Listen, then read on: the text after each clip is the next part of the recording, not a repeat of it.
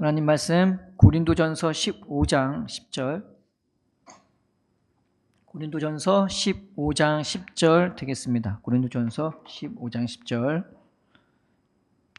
그러나 내가 나된 것은 하나님의 은혜로 된 것이니 내게 주신 그의 은혜가 헛되지 아니하여 내가 모든 사도보다 더 많이 수고하였으나 내가 한 것이 아니요 오직 나와 함께 하신 하나님의 은혜로다. 아멘. 오늘 어버이 주일이잖아요. 그래서 은혜에 대해서 같이 나누고자 합니다. 고린도전서 15장 1절에서 11절까지는 그 예수님의 부활에 대해, 복음이 뭔지에 대해서 이제 고린도 교회에게 이제 사도 바울이 이제 간증하는 내용입니다. 예수님이 죽었다가 다시 살아나셔갖고 이 사람들을 다 만나 주셨다, 나타나 주셨다, 보여 주셨다.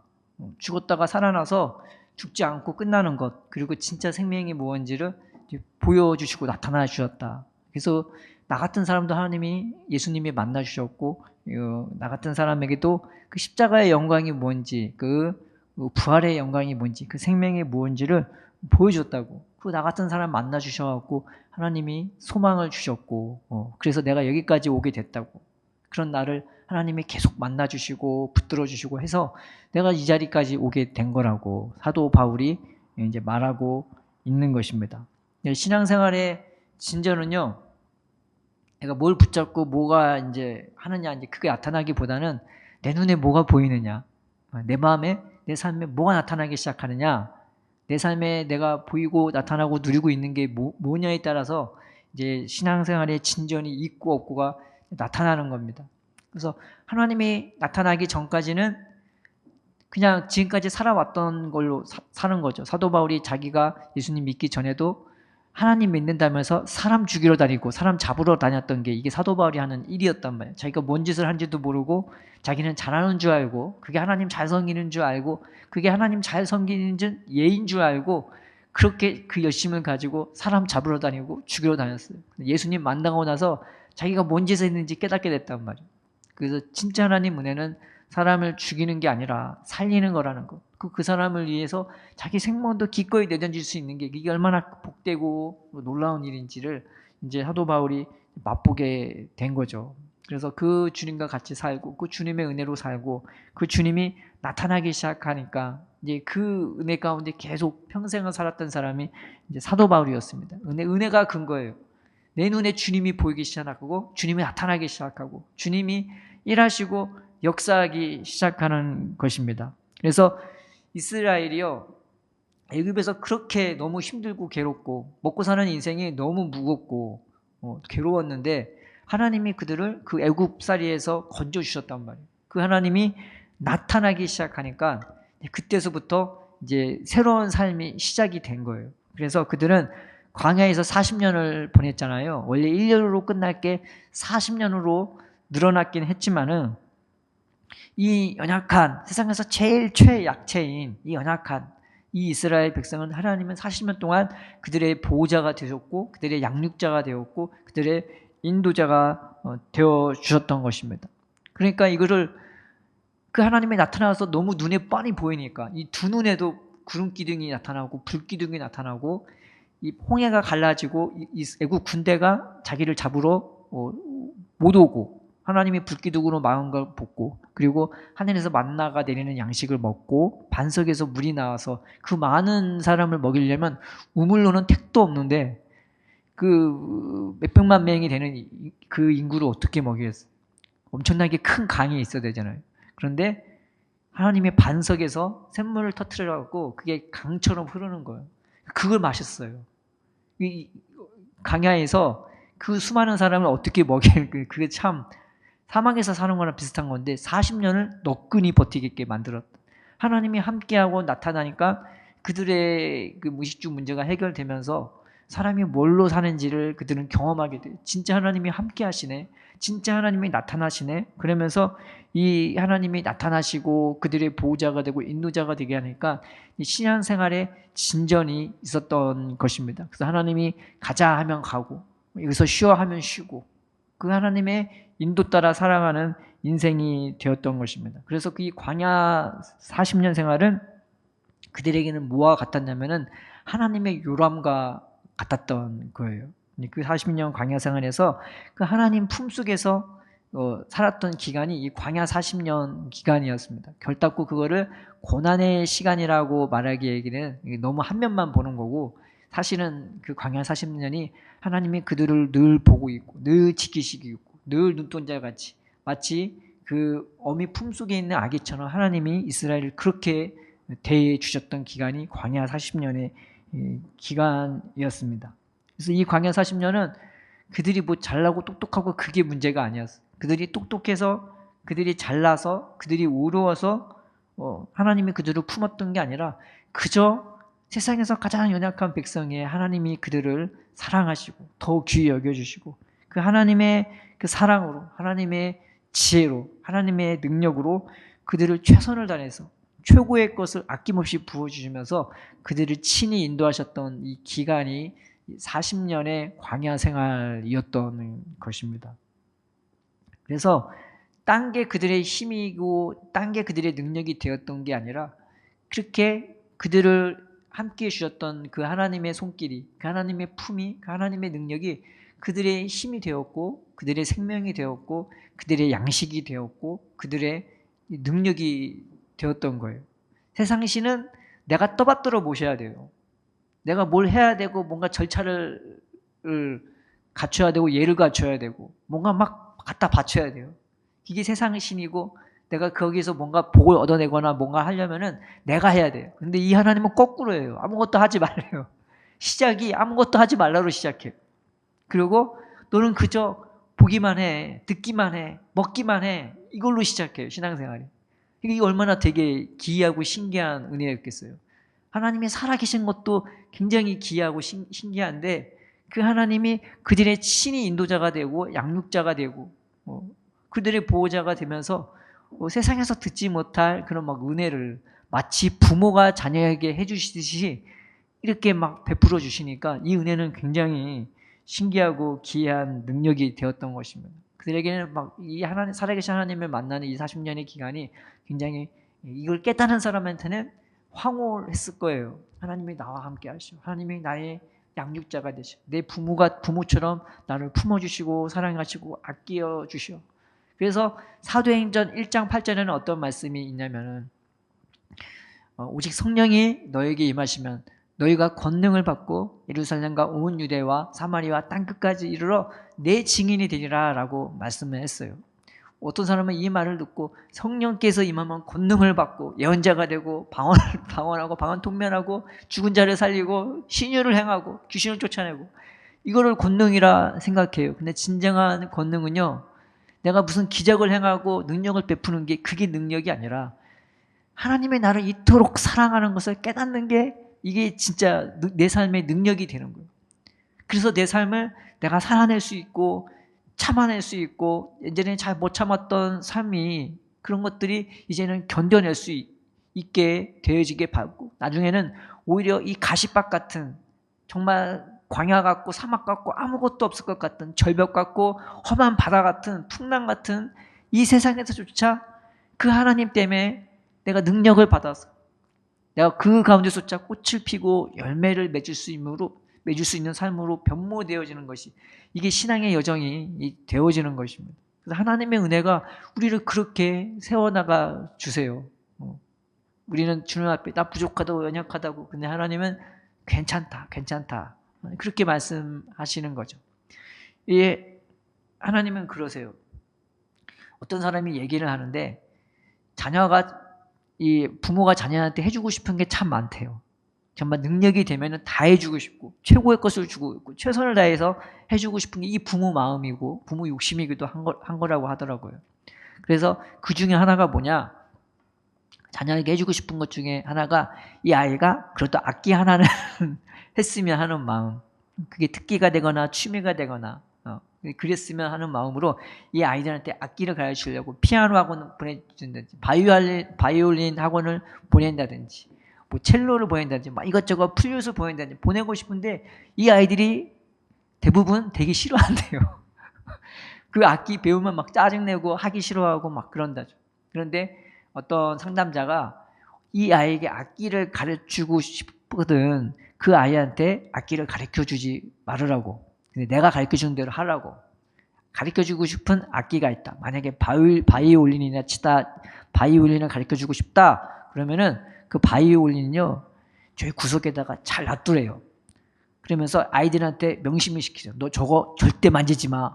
보기만 하고 저거 귀한 거니까 절대 만지지 마. 그럼 이 애들이 저거 막 만지고 싶어갖고 막 안달이 난다는 거예요. 그때 가르치라는 거예요, 이 아이한테. 근데 하나님도 똑같죠. 우리한테 최고의 것을 주고 싶고 최선의 것을 주고 싶은 게 이게 하나님의 마음이에요. 그래서 세상에 창조하셨을 때 하나님은 모든 것이 선하고 아름답게 만들었단 말이에요. 늘 최선을 다해서 최고의 것들로 활짝 펼쳐놓은 게 사실은 이 세상이었단 말이에요. 하나님이 내 안에 들어와 계시고 우리가 하나님 사랑 안에 있는 거하는 존재로 우리한테는 뭐 막힘이 없고 자유함밖에 없고 은혜밖에 없고 생명밖에 없는, 그런데 하나님이 하지 말라고 한 게 딱 하나 있지. 선악과 따먹지 말라고. 말하자면 이 세상에 다 은혜인데 딱 하나 어둠이 하나 있단 말이에요. 근데 그거는 죽는 거니까, 욕심 가운데 파묻혀서 죄 가운데 하나님과 상관없는 그거니까 절대 그거는 들어가지 말라고. 근데 이 사람은 하지 말라고 하면 더 하고 싶은 거예요. 마귀가 그거 이용해갖고 속여갖고 우리로 그 바늘구멍 들어가갖고 그 속에서 살도록 만들었잖아요. 하나님이 거꾸로 만들어놨어요. 그래서 세상을 온통 흑암으로 만들고 딱 하나 빛을 만들고 너 저거 절대 만지지 말라고. 하나님이 거기다가 칼을 만들고 못 들어오게 그 생명나무를 못 먹게 만들었단 말이에요. 그럼 하나님이 정말 그 못 먹게 만들려고 그거를 막았겠냐 말이에요. 그러잖아요. 먹지 말라고 하는 거는, 인간은 참 특이하지. 먹지 말라고, 그거 먹으면 죽는다. 하나님은 정말로 그 얘기를 한 거거든. 그거 먹으면 죽으니까 영적으로 죽는단 말이에요. 내가 세상 것에 매여서 허덕이며 살면서 하나님 아닌 자기의 갖추고 마귀가 주는 세상적인 그런 가치관에 갇혀서 그렇게 좌절하고 괴로워하고 슬퍼하고 아니면 그것 때문에 교만하고 거만하게 살거나 죄 가운데 살 수밖에 없는 인생인데, 하나님은 세상 모든 것을 마귀한테 주고 그 가운데서 이거 귀한 거니까 이거는 만지지 마, 가지도 마 하면 하니까 진짜 그건 또 안 가는 거예요. 이게 인간이에요. 선악과는 먹지 말라고 하니까 그거는 따먹으면서 하나님이 생명에 대해서는 이거 못 오게, 이거는 만지지 마 했더니 진짜 그거는 가지도 않고 먹지도 않고 생각도 않는 게, 이게 인간의 이 마음인 거죠. 우리가 좀 어린아이 같이 저거 내가 만지면 안 될까라고 하면서 하느님 앞에 나아가는 그 길을 하나님이 막았을 때 저게 얼마나 귀할까, 만지고 싶다, 먹고 싶다, 그 생명을 나도 얻고 싶다 해야 되는데 사람은 참 자기 욕심대로만, 죄만 왜 이렇게 좋아하는지 모르겠어요. 그래서 하나님은 그 이스라엘 백성을 구원해 주셔서 그 최고의 은혜를, 최고의 사랑을 이스라엘 백성에게 끊임없이 부모의 그 은혜의 공덕인 것처럼 그렇게 베풀어 주셨습니다. 신앙생활은 딴 게 아니에요. 나 좀 연약하고 나 좀 부족하고 때로는 의지가 부족하거나 생각이 부족하거나 때로는 알면서도 나도 어떻게 보면 저 때는 못된 마음이 일어나기도 하고 때로는 갚아버리고 싶고 복수하고 싶고 그런 생각이 들 때도 있지 않겠습니까? 주님은 사랑하면 살아라, 원수 사랑이라 하는데 때로는 그게 안 될 때도 있단 말이에요. 그런데 신앙생활은 그럼에도 불구하고 나 같은 사람 그래도 사랑하시고 아껴주시고 최선을 다해서 사랑해 주시는 그 하나님의 은혜로 내가 살아가는 거예요. 그래서 그 은혜가 나를 세워가는 거예요. 여전히 나와 함께 하시고 여전히 나를 사랑하시고 여전히 나에게 최선을 다해서 최고의 것을 아낌없이 부어주시는 하나님의 은혜로 내가 하루하루가 거듭나고 변화되어지고 나도 모르게 성숙되어지고 그러면서 한 걸음 한 걸음 그 하나님의 마음으로 예수님의 성품으로 변화되어지는 게 이것이 신앙생활인 것입니다. 이것이 나를 은혜로 세워지게 만들어 가는 것입니다. 그래서 우리 인생은 딴 게 아니라 내가 이스라엘 백성처럼 또 예수님과 함께했던 예수님의 사랑으로 그 은혜로 세워졌던 제자들처럼 그 예수님과 우리 그 하나님과 살아가면서 내가 은혜로 살아가게 되는 것, 이것이 우리 그리스도인의 축복받은 삶인 것입니다. 그래서 삶의 모든 것이 하나님이 내 삶의 터전이 되고 그리고 중심이 되고 그렇게 살아가게 되어지는 거죠. 모든 것이 하나님 주시는 은혜구나. 이제 만끽하면서 살아가게 되어지는 것입니다. 그래서 십계명에서 보면요, 하나님이 이스라엘 백성을 그 애굽에서 그 모진 고난과 고통과 괴로움 속에서 살던 이 이스라엘 백성을 구원해 주시면서 그들이 뭘 자기 힘으로 구원받은 게 아니거든요. 아무것도 안 했어요. 뭐 싸운 것도 아니고 뭐 투쟁하거나 뭐 기도를 하거나 그런 것도 아니고 그냥 하나님이 자기 힘으로 온전히 구원해 주셨단 말이에요. 이스라엘 백성을 시내산에서 하나님이 강림하셔갖고 만나 주신 다음에 주신 계명이 십계명이었어요. 한 계명으로 줄이면 너는 나만 바라보라고, 나만 사랑하라. 내가 너의 인도자가 되고 보호자가 되고 모든 것이 되어주니까 너는 내 안에만 거해. 우리식으로 얘기하면 엄마가 아들한테 야, 너 제 시간에는 들어와라. 엄마 주는 밥 잘 먹고 다른 사람 말 누가 너 따라오라고 하면 따라가지 말고 사탕 준다고 따라가지 말고 밥 시간 되면 제때 들어오고 시간 되면 들어오고 그 말이거든요. 그래서 하나님이 이 십계명을 주면서 이스라엘 백성한테 그 말을 주신 건 우리에게 주신 말씀과도 똑같은 거예요. 넌 내 은혜로 살아. 내 능력으로 살아. 내가 너의 보호자가 되고 인도자가 되어줄게. 그 말씀을 주시면서 하나님이 주신 축복이 뭐냐? 안식일을 지키라. 안식일을 지키는 게 내가 주일날 나와서 예배드리고 그게 안식일이 아니라 영적으로 말하면은 내가 하나님의 은혜를 받아서 이제는 세상에 주는 안식이 아니라 하나님으로부터 누리는 쉼과 평안을 누리는 게 이게 진정한 안식의 의미가 되는 거예요. 그래서 세상처럼 환경에 휘둘리지 않고 돈에 휘둘리지 않고 오늘도 하나님이 나와 함께 하시는 그 은혜와 사랑으로 처음에는 믿음으로 사는 과정이 어떨 때는 감당이 안 되거나 왜냐면 눈에 하나님이 안 보이고 현실이 부딪히면은 어떨 때는 생각과 마음으로 문이 터지지도 않았는데 근심이 찾아올 때가 있고 우울함이 찾아올 때도 있고 불안하기도 하고 나는 내 인생은 왜 이럴까라는 자괴감이 들기도 하고 그러합니다. 그런데 그럼에도 불구하고 하나님 은혜 나를 붙들어 주시는 하나님의 은혜가 있으면 나를 유리해 주시는 하나님의 손길이 있고 나를 붙들어 주시는 하나님의 능력이 있어서 그 하나님 안에서 쉼과 평안을 내가 누리게 되어지는 것입니다. 그러면서 믿음으로 살게 되어지는 것이죠. 안식은 딴 걸로 오는 것이 아니라 내가 너를 사랑으로 대해주고 너는 내 딸이고 내 아들이고 네 인생은 그저 태어난 인생 아니고 내가 너를 선택해서 계획해서 이 땅에 보냈고 내가 너를 다시 나의 나라로 인도할 거야 라는 주님의 분명한 계획이 있어서 내가 태어난 존재라는 것을 주님이 가르쳐 주시면서 나한테 참된 쉼과 평안을 주시는 겁니다. 그래서 안식일을 지킨다는 의미는 바로 그런 의미가 있고 더해서 그 은혜가 내 안에 임하면은 내가 내 주위 사람들한테 내가 누리는 평안을 나도 모르게 끼치게 돼요. 이거 꼭 그렇게 해야지라고 하기보다는 진짜 은혜가 내 심령에 막 차고 넘쳐서 그것이 내 삶의 근간이 되면요. 내 주위에 있는 사람이 그 은혜를 똑같이 받아 누리게 되는 거예요. 내가 예수님의 얼굴이 되고 예수님의 손길이 되고 예수님의 성품이 되면요. 다른 사람도 내가 가면요. 거기서 쉼과 평안을 누리게 됩니다. 우리는 천국이라는 것이 뭐 엄청난 좋은 건물이 있거나 뭐 돈이 있거나 뭐 물질이 있거나 음식이 있어야만 누릴 수 있다고 생각하는데요. 예수님이 40일을 사역을 시작하기 전에 광야에서 40일을 물도 떡도 안 마시고 거기서 기도하시면서 성령의 인도하시는 따라 거기 거했어요. 40일이 딱 끝나니까요. 천사들이 오고 들짐승들이 와요.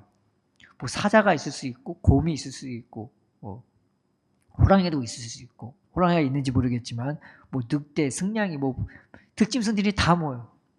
근데 거기가 천국이 되고 거기가 교회가 되는 거예요. 예수님이 바다에 가도 거기가 천국이 되고 거기가 교회 되고 예수님이 들판에 가도 거기가 천국이 되고 교회가 되는 거예요. 빈들에 가셔도 거기가 천국이 되고 거기가 교회가 되고요. 예수님이 산꼭대기에 가셔도 거기가 천국이 되고 교회가 되어지는 것입니다. 우리 안에 심령에 예수님이 계시고 내 안에 하나님의 쉼과 평안이 넘쳐나면 내가 어디에 있든 거기가 안식이 임하고 천국이 되고 교회가 되어지는 것입니다. 하나님은 우리의 인생을 그렇게 세워주기를 바라는 거예요. 그래서 하나님의 은혜로 늘 끊임없이 사랑하시고 늘 끊임없이 붙들어 주시는 그 은혜가 우리를 그렇게 참된 생명으로 인도해주고 그 쉼으로 평안으로 나도 누리고 주위 사람들도 누리는 성경에 보면은 안식일에 누구도 쉬게 하냐? 네 집에 있는 짐승도 쉰다고. 진짜 은혜 받으면 내 집에 있는 내가 키우는 강아지도 은혜 받는 거예요. 그렇게 되어지고 내 집에 있는 밥그릇도 은혜 받는 겁니다. 다 귀하게 보여요. 이게 하나님의 은혜가 우리한테 미치는 영향입니다. 그렇게 나를 세워가요. 또 하나 하나님의 은혜가 나를 어떻게 만드냐. 5계명의 부모를 공경하라고. 이게 은혜가 은혜인 줄 아는 걸 깨닫게 만들어요. 아, 나 혼자 태어난 인생이 아니구나. 우리는 내가 부모한테 명절날이나 아니면은 어떤 절기가 있을 때, 뭐 어버이날이나 부모님 생신이 있을 때 밥 사주고 뭐 해주고 하면은 그게 부모의 은혜를 갚는 걸로 생각할 때가 종종 있을지도 모릅니다. 그런데 그거는 부모의 은혜를 갚는다고 생각하는 것은 굉장히 그거는 미련한 생각, 잘못된 생각이라고 할 수도 있겠죠. 부모의 은혜는 갚을 수가 없는 겁니다. 그거는 갚는다고 생각하는 자체가 아주 계산 착오적인.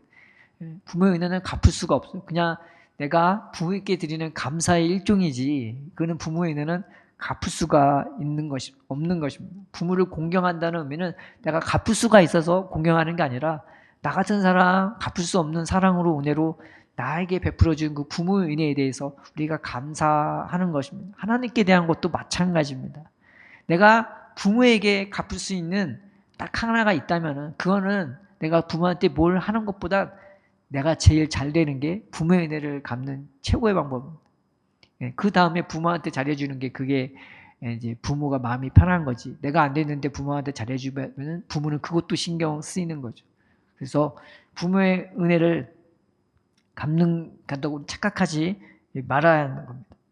우리는 존재 자체가 부모의 그 사랑의 대상이고 내 존재나 숨 자체도 이 하나님의 은혜로 살고 있다는 것을 깨닫게 되는 은혜 가운데 이르러야 되는 거죠. 하나님은 우리를 그렇게 성령으로 깨닫게 해주세요.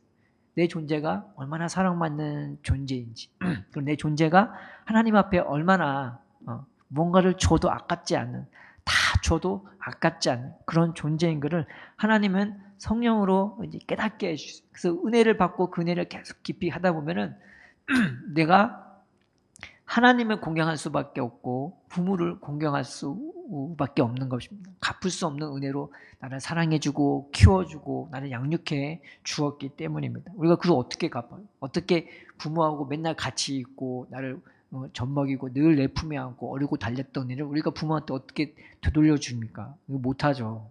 내가 내 자녀한테는 그렇게 해도 부모한테는 그렇게 하는 것은 거의 불가능에 가깝습니다. 그래서 늘 하나님의 은혜가 나를 그렇게 감사할 수 있고 하나님의 은혜에 감사할 수 있고 생각할 수 있고 늘 그 은혜를 생각하며 살 수 있게끔 만들어 주는 겁니다. 또 그 은혜가 내 안에 임하면요. 내 심령에 부유함이 있고 내가 그 은혜 안에서 강해지면 더 이상 죄 때문에 고민하지 않게 됩니다. 우리는 꼭 눈에 보이게 뭔가를 빼앗고 누군가를 죽이고 그래야만 도둑질하고 살인하는 걸로 생각하지만 영적으로도 내 마음과 생각으로 이 살인하고 도둑질하는 게 얼마나 많은지 몰라요. 그게 쫙 펼쳐지면요. 말도 못해요. 하나님의 은혜로 생각하지 못하는 것도 그것도 도둑질이 될 수 있지 않겠습니까? 그러니까 생각으로 마음으로 내가 깨닫지 못하는 죄도 사실은 너무나 많습니다. 근데 하나님의 은혜로 살게 되면 그 은혜를 하루하루 발견해가는 그런 깨달음이 있게 되면요. 내 안에 죄 짓는 인생은 이제 없어지고 생각도 마음도 하나님의 은혜로 자꾸 채워져 나가는 거예요. 차곡차곡 하나님이 하시는 게 다 보여요. 내가 했다고 말을 못해요.